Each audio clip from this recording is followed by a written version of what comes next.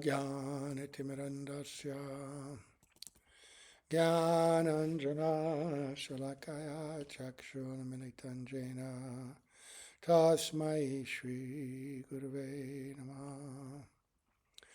Gurave Gaurachandraya Radhikaye Tadalaye Krishnaya Krishna Bhaktaya Tad Bhaktaya Namo Namaha.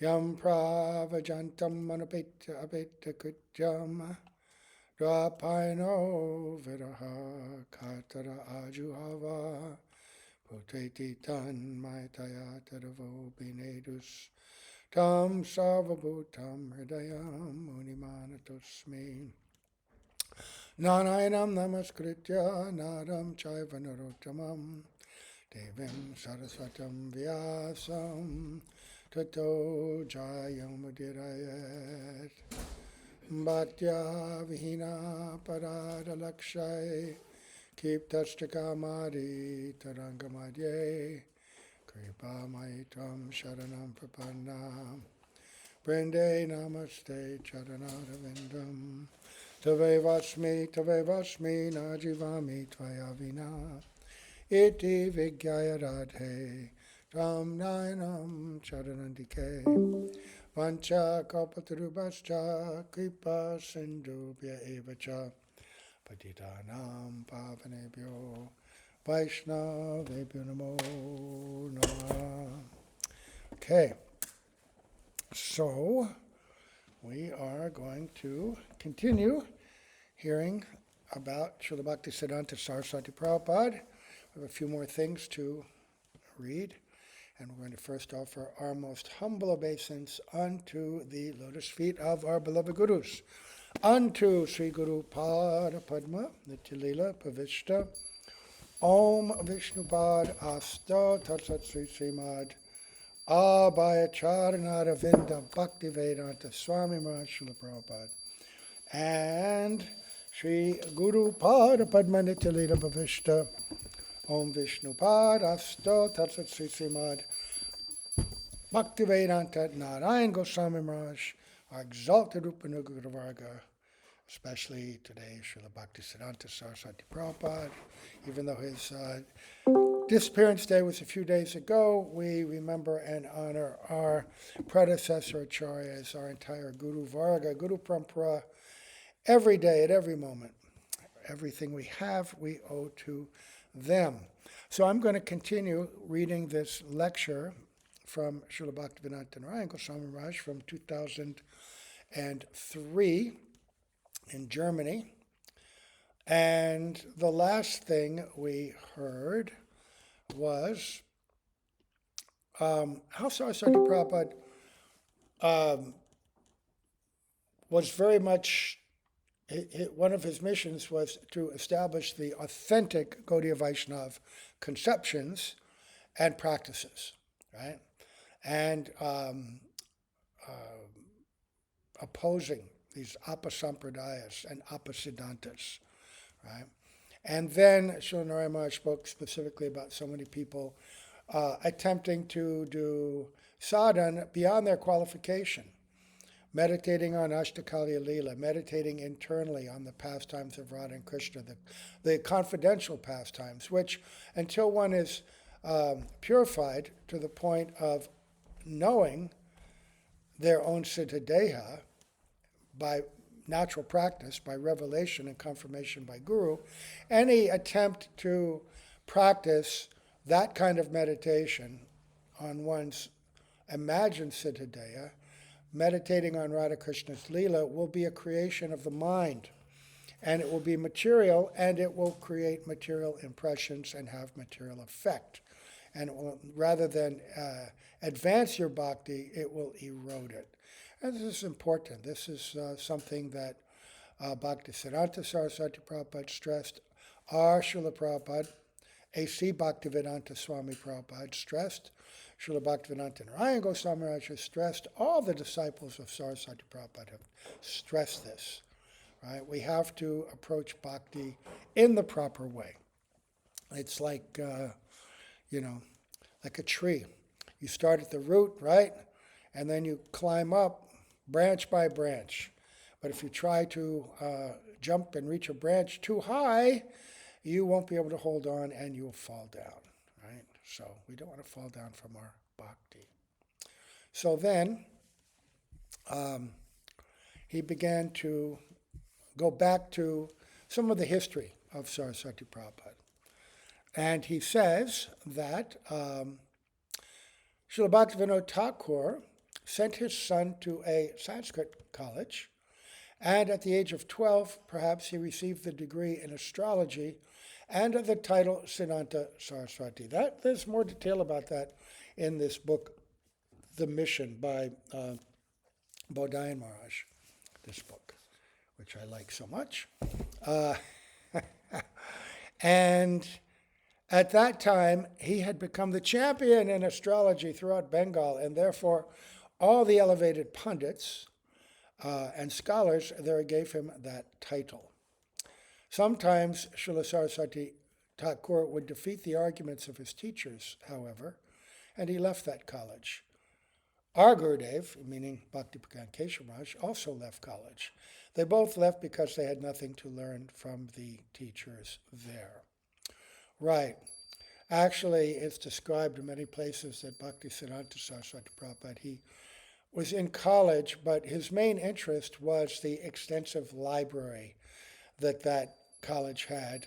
He studied himself so many different subjects. He was learned in history, geography, mathematics, so many sciences, but they also had an extensive library of Vedic scripture and Vedic text. And he became quite completely conversant in the philosophies of the different sampradayas.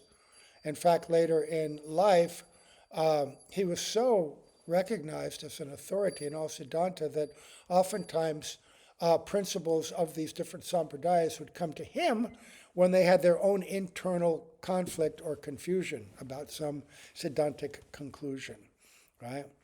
And he also said at that time, after studying all these literatures, then he had no more interest in being there. And he said, I've purposely not done well in the formal courses, and I don't want to continue this education. I don't want to be known as a learned person, because if I am, then people will want me to pursue a materialistic path, family and occupation and all that. I'm not interested. I did not come to the world for this. And one other thing about his expertise in astrology, the head, the principal, whatever you call the head of the university there, chancellor of Calcutta, I can't remember which university, the principal university in Calcutta, offered him the chair of the astrology and astronomy department. He said, other than you, there's no one qualified to take this post. You are the most qualified in all of India. And Saraswati Prabhupada said, I've not come here to count the stars, and do all this, in this small, insignificant universe. He had a much grander mission than teaching that. But the man was so impressed with him, he said, as long as you are alive, I will not have this seat held by anyone, because no one could hold that seat while you were here. So even from a young age, he was so qualified, and he did write a book, a translation and an updating of Surya Siddhanta, the official, traditional, original calculation of the movements of the planets, the position, the transitions, the different houses, all of that. And he did that, but because it can be used in Vaishnava service. That's how we calculate appropriately the days of the appearances of Krishna, Mahaprabhu, great saints and personalities, Ekadashis, holy days, Chaturmasya, all of that. So it does have a purpose, it does have a use, but he considered it very secondary and not something that he would consider pursuing. So he left the college. During that time, the governor of Bengal was Asutosh Mukherjee. At that time, the Indian government was ruled by the British, and the British had made him governor. He was very qualified. He established, oh, okay, Gurud is going to tell the story. I didn't realize, I thought he was finished. Okay, it was Calcutta University. He established the Calcutta University, and there he kept a reserved seat for Srila Bhaktisiddhanta Sarasvati Thakur. He requested him, oh, please, come and be the head of that department. Please oversee it. You are the most qualified for this. Srila Saraswati Thakur replied, I have not come to this world to count the stars of the world. Well, at least I got it right. I cannot fulfill your desire. As long as Srila Bhaktisiddhanta Saraswati remained in this world, that post was kept for him, but he never accepted it. So Srila Bhaktivedanta Thakur then thought, what should I do for this boy? So he was worried, because now his son was of age and he had to have some job, some way to maintain himself. So he established a medical dispensary and told his son, remain there and somehow maintain it so that there are no losses. Right. A little tiny pharmacy. They're all over the cities. In every city. In America, you've got these giant places. In India, there are little shops, with the medicine. And so he set this small thing up. And Srila Prabhupada Saraswati Thakur began to do so, but the dispensary failed. And again, the father wondered what to do. He had no interest in it, right? Probably customers came and he was just chanting in the back or absorbed in some book, Also, an important part of business is being able to develop relationships with people and be concerned about their welfare. And he was in a different mood entirely. A devotee is very compassionate, and everyone loves devotees, but knowing Saraswati Prabhupada, he was probably preaching to them and scaring them all away, This is high-level philosophy and, powerful nature.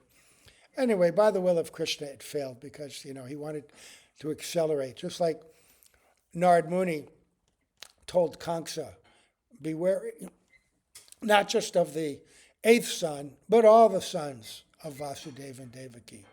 Because, these demigods, they're very tricky. It could be any one of them that have come to kill you. So Kamsa immediately killed them all. And you say, why did he do that? That sounds very harsh for a pure devotee. And he did it to accelerate the appearance of the Lord.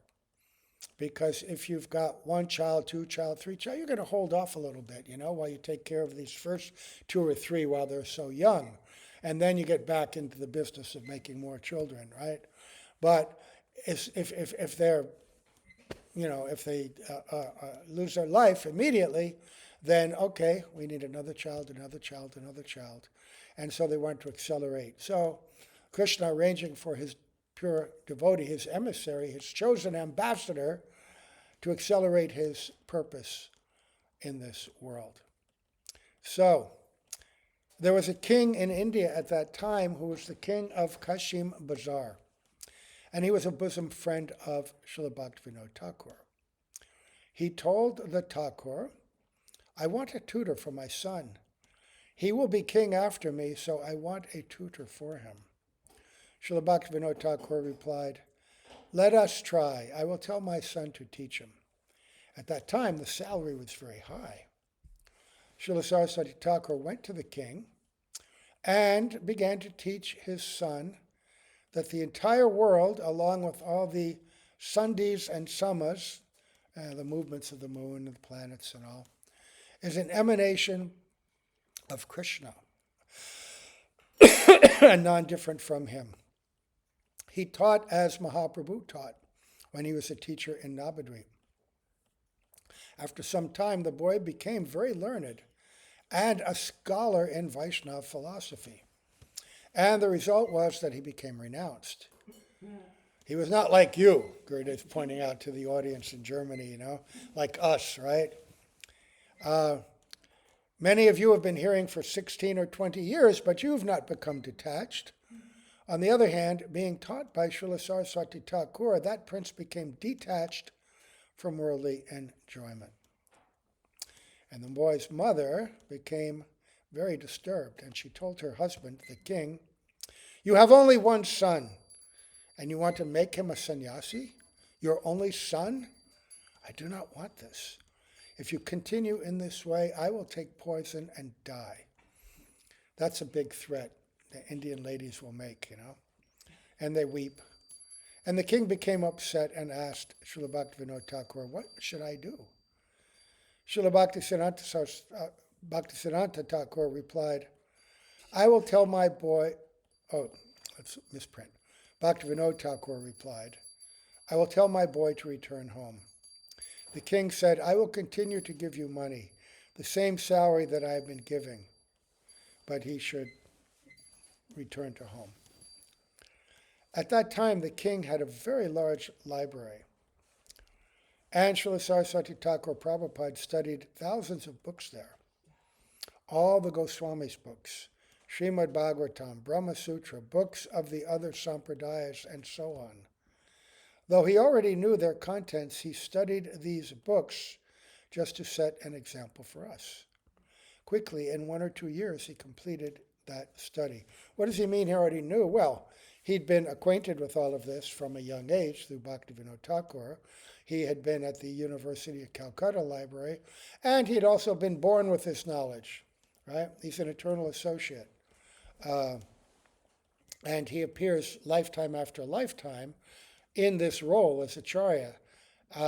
There's another story. I don't know if Gurudev's going to tell it. If he doesn't, I'll tell it. Very interesting. Our Srila Prabhupada also, with similar mood. One time, one disciple asked him, "After you leave us, Srila Prabhupada, where will you go? What will you do?" He said, "I'm going down to Patala to preach there." Right? And so one devotee, I think it was Brahmananda, said, "Oh, we want to go with you when we leave this body." And I think he said, okay, because they were so devoted to Srila Prabhupada. That was the thing. Srila Prabhupada's specialty, even though his disciples were so, like me, but, they were so unqualified in every way, but he was able to create in them great nishta and attachment, especially these early devotees that had so much personal time with him and began the mission from the very beginning. They have such deep guru nishta. It could never leave them, these personalities. Whatever apparent lack, they may have had, we may have had in terms of learning and understanding all the subtle etiquettes and behavior, they had the most important qualification, which is Guru Nishta, the backbone of bhakti, right? That overcomes everything else. Nothing else is as important as that. And so our Srila Prabhupada had that for Srila Bhaktisiddhanta Saraswati Prabhupada, which is why he was so successful. That's why that prince became so advanced in just a short time, because he had great faith and attachment to Saraswati Prabhupada. Yasya Devi para bhaktir jata devi tata guru, right? Tastate katita charta prakashante mahatmana. One who has the same faith for Sri Guru that he does for the Supreme Lord, then all the revelations, understanding principles of Vedic understanding come to their heart. Right? So he completed that study. Yeah. And also, he wasn't interested. He didn't take the pension. He was offered a lifelong pension of that same salary, which was quite high, but he didn't take it. So after that, he returned home, and Srila Bhaktivedanta Thakur again considered what might be a good engagement for his son. He purchased land in Mayapur, beginning from Jagannath Bhavan, the house of Sri Satchidananda, the Yog Pit, Chandrasekhar Bhavan, and beyond. All that we know right now, that the Jog Pit, the place of Mahaprabhu's appearance, Advaita Bhavan, or Gadadhar Prabhu, and all of them lived right next to that. Srivas Pandit's place, all of that. Chandrasekhar Bhavan, that whole stretch he purchased. He gave the entire area to Srila Bhaktisiddhanta Sarasvati Thakur, who then began to do bhajan in Sarup Ganjan. Srila Bhaktivedanta, that's a place. Srila Bhaktivedanta Thakur told him, "We have discovered the birthplace of Mahaprabhu by the help and mercy of Srila Jagannath Das Babaji Maharaj. Now you should glorify it." So, this was the beginning of getting that mission. Bhaktivedanta Thakur established the foundation, establishing the birthplace. He discovered so many pastime places all over the 9 islands, which he put into that book, Navadvip Mahatmya, which is the story of Nityananda Prabhu and taking Jiva Goswami around all over and showing him all these different places. What the Goswamis had done under the order of Mahaprabhu in Vrindavan, Bhaktivedanta Thakur did in Navadvip, discovering the lost pastime places, birthplace of Mahaprabhu. And, of course, writing transcendental literatures and showing exemplary behavior, the sadachara, the proper behavior of a Vaishnava, prachar and sadachar, right? Appropriate speaking and appropriate behavior. And so he instilled in his son, all right, I have done this, I have so many literatures, so many things I've written, bringing into the modern world knowledge and understanding of the teachings of the Goswamis, putting that into Chaitanya Shikshamrita, into Jaiva Dharma, putting commentary on Chaitanya Charitamrita. Right? So many literary contributions he did, and he told his son, now you have to glorify Sridham Mayapur and spread those glories all over the world, and you should do it most effective through printing all these books, making the literature of the Goswamis, that which Mahaprabhu had ordered, make that available to the world. Right? So, Srila Saraswati Thakur made a hut where Sri Gaurachandra, Srimati Vishnu Priya, Srimati Lakshmi Priya, and Panchatattva were standing, and his father then ordered him, you should perform archan in the deity's hut, and you can maintain yourself by depending on Lord Krishna while performing his worship and service. Okay. And this is where he spent anywhere from 7 to 10 years, where he made a vow that I'm going to chant 1 billion names of the Lord. If you chant 3 lakhs a day for 10 years, you will chant 1 billion names. 300,000 names a day, right? So, as you may know, in general, a father does not believe that his boy is very intelligent and capable. Our Guru Maharaj considered us his babies and thought, what will they do? He told us that he had made this Gaudiya Mat with bricks and added, after I leave this world, if you cannot maintain yourself, you should sell these bricks and somehow maintain. Similarly, Srila Bhaktivedanta used to think, my baby is the same as he was when he was young, because he seemed so incompetent in worldly affairs, right? Because of his absolute disinterest.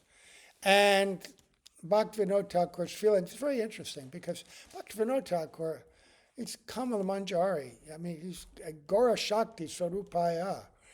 But in the realm of Prem, it extends not just to Radha and Krishna and Mahaprabhu, but to their beloveds also, to their Tadiya.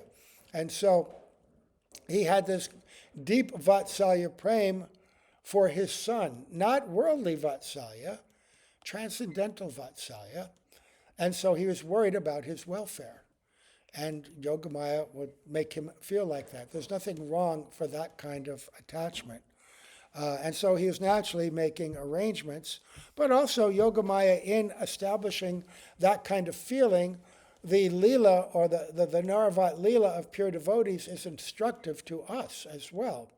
Just as our own Srila Prabhupada was engaged in business and so many affairs for so many years, and there were so many lessons, Bhaktivinoda Thakur's so-called worldly life, and how he lived it, and did his preaching and bhajan and service along with that.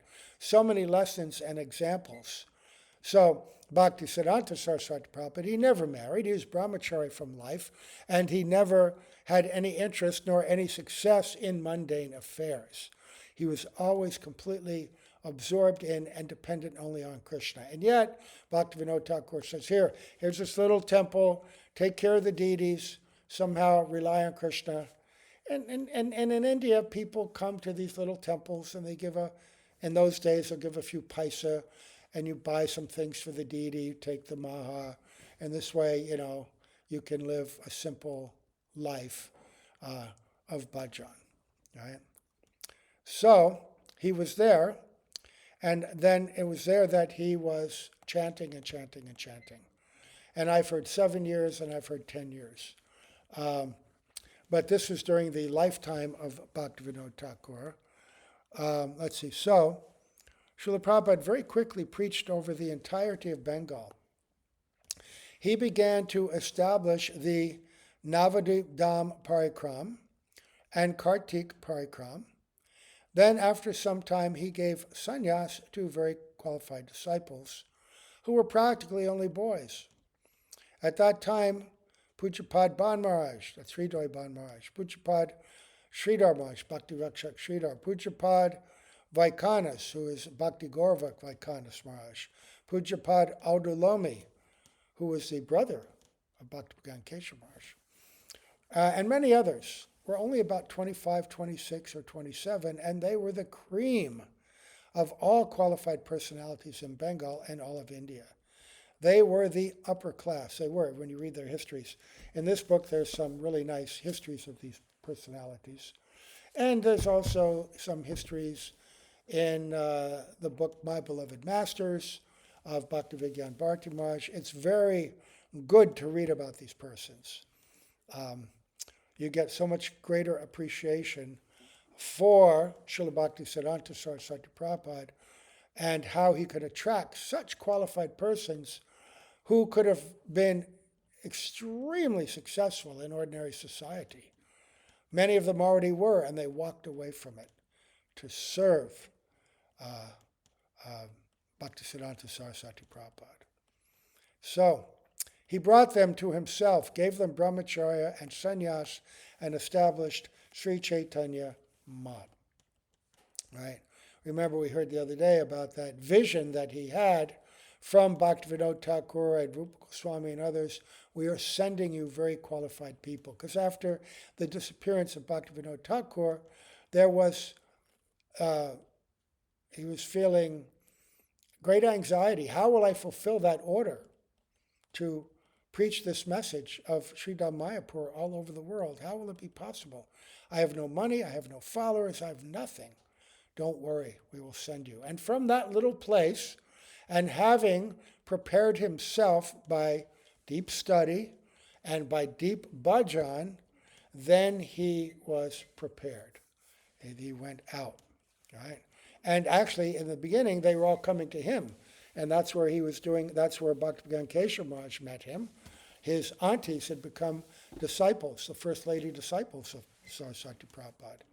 And even though he had almost nothing, he established the parikram first, and then had this broad vision that soon I will have mats and temples all over India. And the one auntie said, but Guru Maharaj, how will you do this? You don't even have enough brahmacharis to ring the bell in the temple. And he said, oh, your nephew Vinod, he will do so much. Vinod was going to take initiation at the end of that parikram. He had just met him, and he already knew him as his eternal associate, parikar, disciple. Um, so, what is the meaning of the word mat? Mantanti Vasanti Satra. It is a place in which students study and learn under the guidance of their Gurudev. This is a very important lesson because when Bhaktivedanta Bharti Maharaj would come to Bangalore, he would say this every single time at some point in a lecture. He'd say, what is a mat and what is a temple? A temple, people come, they offer some prayer, they ask the deity for something, give the deity something, and then they go away. A mat is a place where students study and learn under the guidance of their Gurudev, and those who come to visit the mat, they are also taught. They're not just offering a little incense and a few rupees. The mat arranges for classes, for instruction. That is the model of the Gaudiya Mat. And Srila Prabhupada did that with ISKCON. All the Gaudiya Mats, Srila Gurudev, Gaudiya Vedanta Samiti, same thing. It is like the Gurukuls of previous times, wherein boys would study and become very qualified in all kinds of Siddhanta, philosophical conclusions. Srila Sarasvati Thakur established this. He gave brahmacharya to many beautiful boys, and thus very quickly preached all over India. After some time, he wished that this religion of Sri Chaitanya Mahaprabhu would also go to the Western countries. And he inspired Srila Bhaktivedanta Swami Maharaj, Sri Abhaya Charnaravinda. By his mercy, Parama Pujapad Srila Swami Maharaj, this was his sannyas name. Swami is a sannyas name. So when they call him Swami Maharaj, they're offering respect to Srila Prabhupada, according to the etiquette in the Gaudiya Mat. It's not a snub. The Gaudiya Mat devotees had agreed among themselves that they would not take the name Prabhupada after their Prabhupada left. Just like the disciples of our Srila Prabhupada, they took all these grand titles, many of them, but none of them took Prabhupada, right? So they call him Swami Maharaj. It's a term of respect and endearment, right? He calls him Parama Pujapad, right? Very worshipful. Srila Swami Maharaj went abroad and preached throughout the world in just a few years.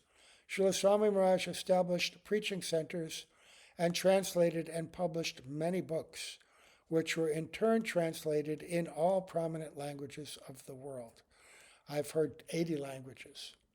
That's extraordinary.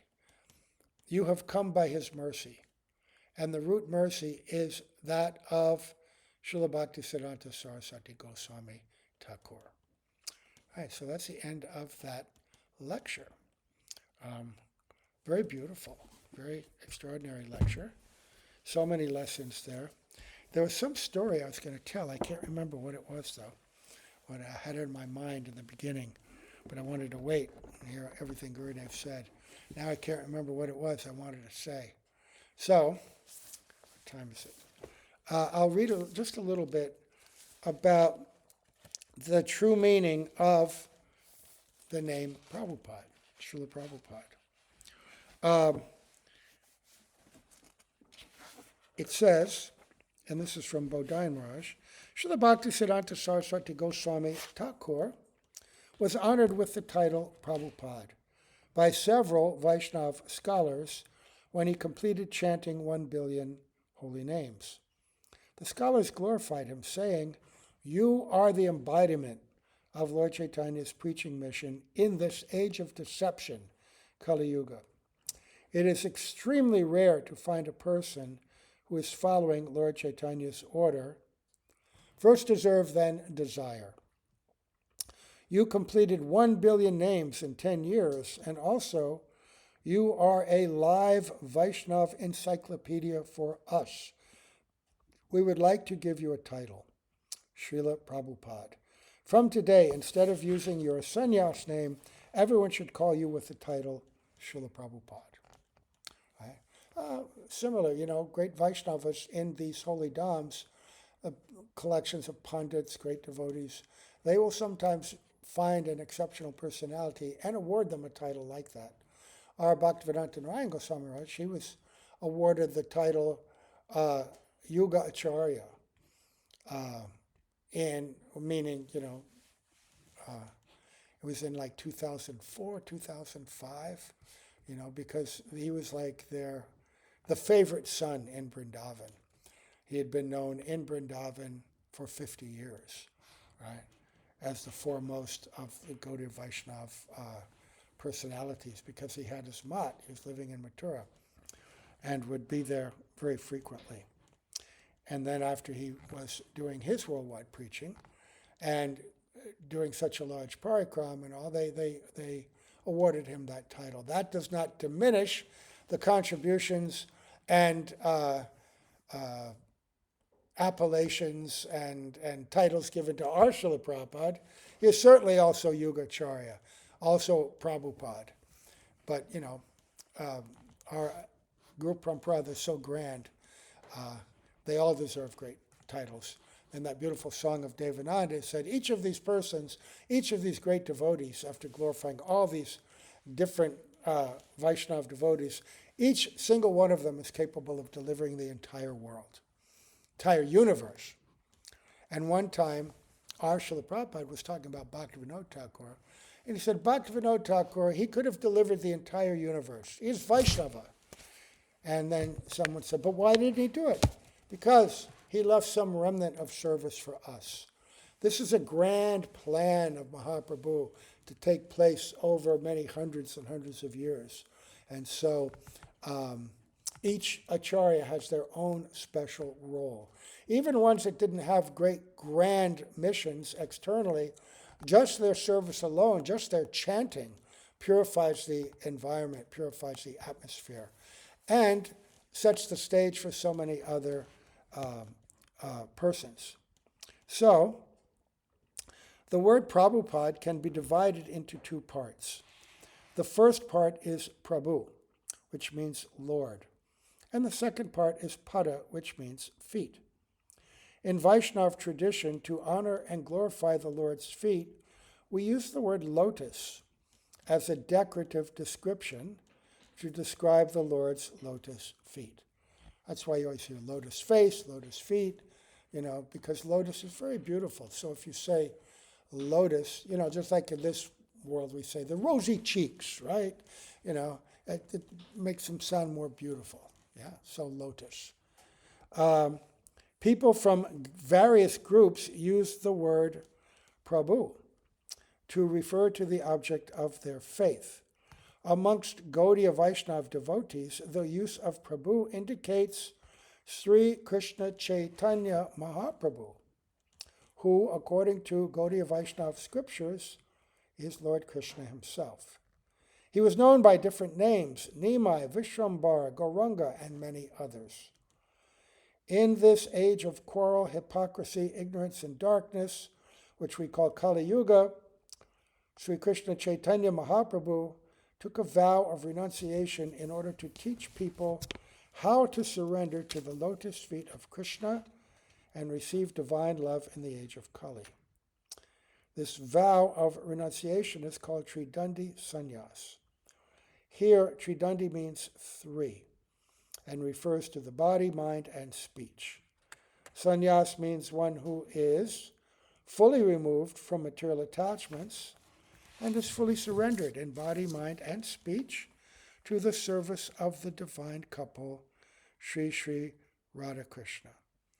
After taking sannyas, Nimai, or Vishwambar, as he was known, was named Sri Krishna Chaitanya. Gaudiya Vaishnava devotees use another decorative word, Mahaprabhu, after his name to glorify him. Maha means great. In order to respect the sannyas name of the Lord, he was called Sri Krishna Chaitanya Mahaprabhu. So, Lord Ramachandra is the incarnation of honor, right? Honor, etiquette, rules, and all. Maryad, Purushottam. And Lord Krishna is the incarnation of pastimes, Leela, Purushottam. To the Gaudiya Vaishnavas, Sri Krishna Chaitanya Mahaprabhu is the incarnation of divine love, Prem Purushottam. Gaudiya Vaishnava's object of faith is Sri Krishna Chaitanya Mahaprabhu. Thus, for Gaudiya Vaishnava devotees, the word Prabhupada glorifies the lotus feet of Sri Krishna Chaitanya Mahaprabhu. The inner meaning of Prabhupada for Gaudiya Vaishnava devotees exemplifies the manner by which the loving message of Sri Krishna Chaitanya Mahaprabhu is carried.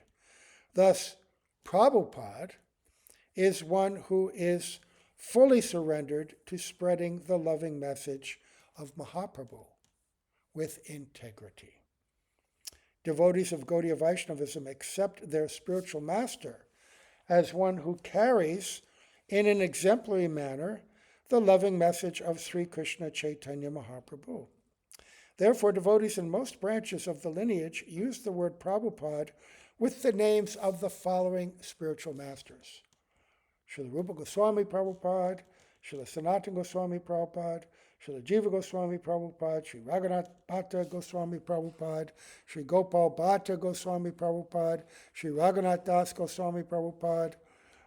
He says His Divine Grace before each of those, but a little bit of brevity, not disrespect, but brevity. Srila Lokanath Das Goswami Prabhupada, Sri Krishnadas Kaviraj Goswami Prabhupada, Sri Bhaktivedanta Thakur Prabhupada, and His Divine Grace, Srila Bhaktisiddhanta Sarasvati Goswami Thakur Prabhupada. In fact, all pure devotees who carry the loving message of Sri Krishna Chaitanya Mahaprabhu with integrity in the Gaudiya Vaishnava tradition are eligible to use the title Prabhupada with their names. Out of humility, though, and in order to maintain special respect for their spiritual master, His Divine Grace Srila Bhaktisiddhanta Sarasvati Goswami Thakur Prabhupada, most of his disciples did not allow anyone to address them with the title Prabhupada. One exceptional and special case was His Divine Grace Srila Bhaktivedanta Swami Maharaj, who founded the International Society for Krishna Consciousness, ISKCON. He permitted his disciples to use the title Prabhupada for him. Yes, and it's very important in the history of Gaudiya Vaishnava tradition and the ongoing history that he carry that title for his contribution. However, there was an interesting time, somewhat early on in his preaching. He had gone back to India, and he met a group of his senior Vaishnava godbrothers, sannyasis and all, and they were disturbed that he had accepted the title Prabhupada. They said, after the disappearance of Srila Prabhupada, we all agreed, we had a meeting, and we all agreed that none of us would take the title Prabhupada. And Srila Prabhupada, our Prabhupada, said, I was not in that meeting. And none of you ever told me that. I was never told of that. At that time, our Srila Prabhupada, he was considered just a householder, you know, good devotee, but a householder, in many ways insignificant. So he said, this was never communicated to me. He said, but I want to share something with you. I've accepted this title Prabhupada. But what does it mean to me? To me, it means that I am at the feet, pada, of my Prabhu, Srila Bhaktisiddhanta Saraswati Prabhupada. I am at his feet. Whenever they chant my name or call me Prabhupada, I think, oh, this means I am always at the feet of my Guru Maharaj. And he spoke it with such humility and such authentic integrity, right? That all his godbrothers were moved. They still, I mean, you know, that was always an issue. You know, it's been an issue. But this was Srila Prabhupada's intent. And there can be no fault attributed to him. Even Bodhayan Maharaj, who, he shared that mood for a long time. His own guru, many of them shared the mood, and there's no fault in that. But he's making that statement there and acknowledging that this is bona fide, right? And the full story of it, he may know or not know, but Srila Prabhupada addressed that. And Gurudev also said, Srila Bhaktivedanta Narayana Maharaja, any pure devotee can take that title. Any guru like that, Mahabhagavad Guru. We recognize the topmost personalities, but any pure devotee can be given that by their disciple.